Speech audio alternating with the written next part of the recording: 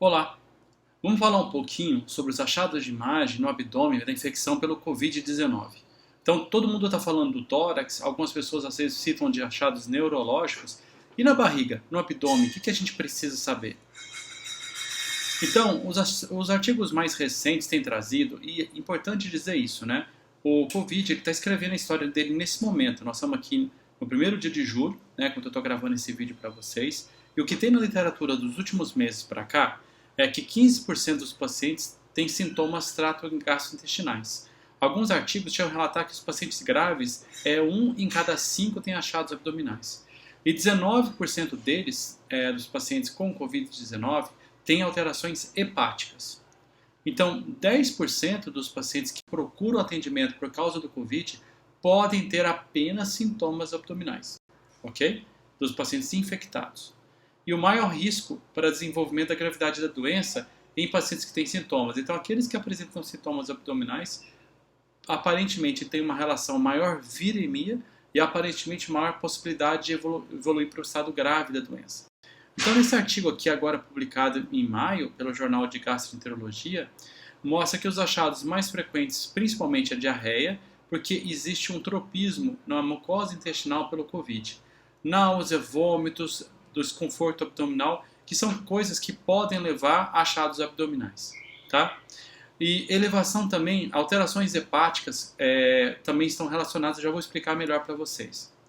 Então, no trato gastrointestinal, eles podem ocorrer então, até 9 a 26% da população. Reforço que um artigo agora que eu vou mostrar para vocês da Nature está mostrando que nos pacientes graves é 1 em cada 5.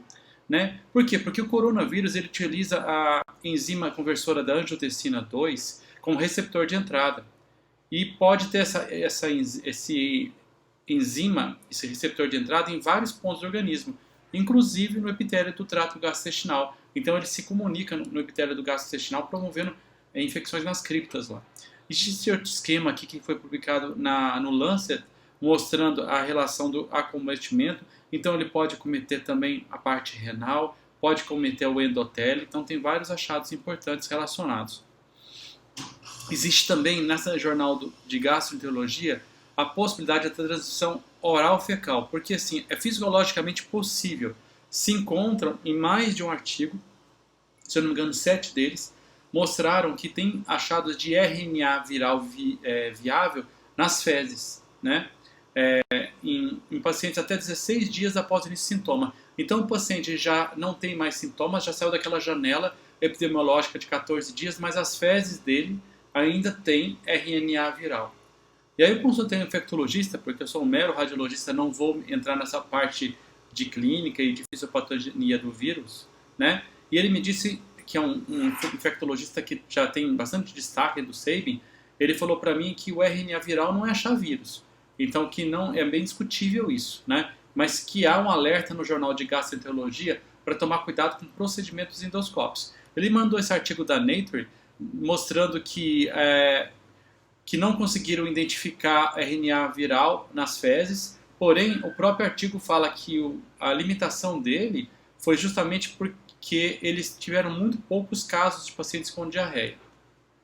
E aqui nesse artigo que eu estava citando da parte de gastroenterologia do Lancet, mostra que a conclusão do artigo publicado agora recentemente, ele fez uma meta-análise, ele pegou tudo que tinha na literatura, né, e achou que os achados gastrointestinais são incomuns, né, e os casos severos, casos acentuados do Covid, têm maior risco de desenvolvimento de achados gastrointestinais, que as crianças têm a mesma chance de acometimento de adultos, né, e os pacientes com sintomas gastrointestinais têm uma tendência, né, a desenvolver os estágios mais críticos e severos da doença. Então deve-se tomar cuidado com esses pacientes. No fígado, ainda discutível se é uma lesão hepatocelular ou dos colangiócitos, né?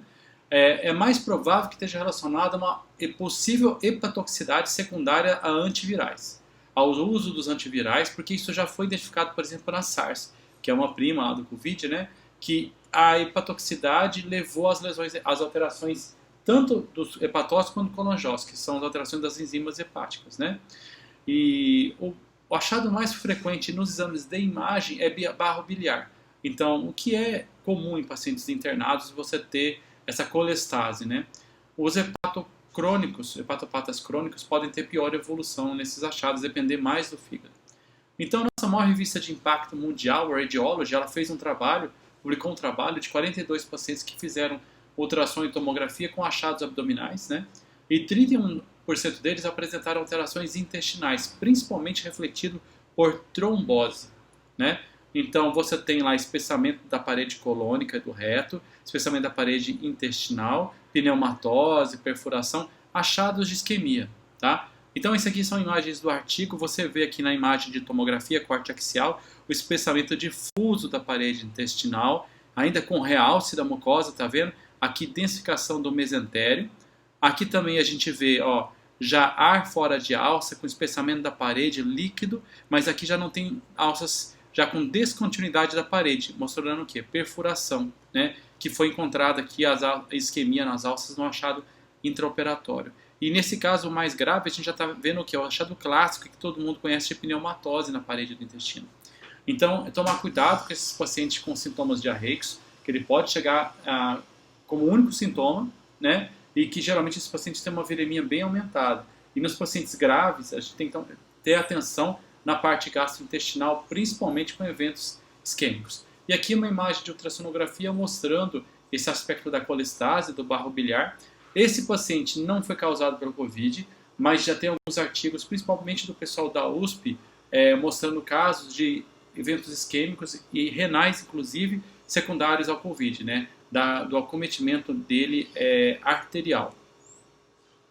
Então era isso que eu queria apresentar para vocês. Muito obrigado.